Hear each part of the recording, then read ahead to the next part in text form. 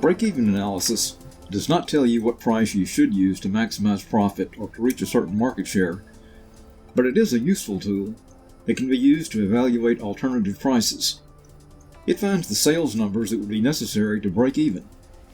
An advantage of break-even analysis is that it's simple and straightforward.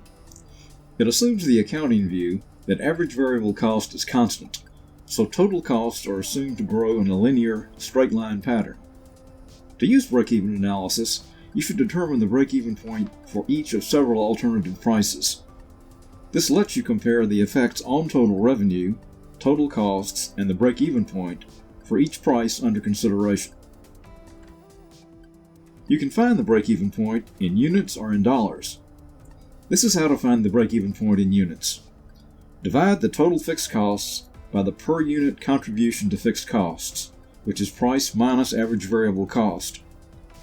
The per unit contribution to fixed costs is the amount of money left over after paying the variable costs.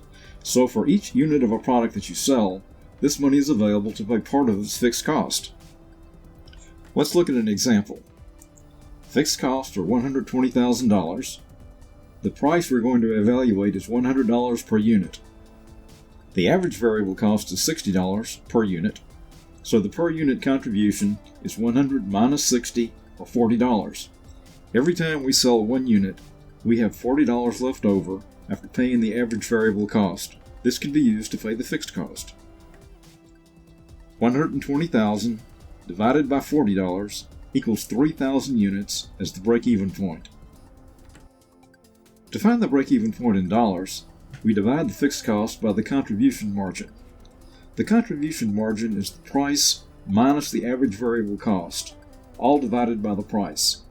This tells us how much of each dollar in sales is left over after paying the average variable cost. Here are the calculations. The fixed cost is $120,000. The price is $100.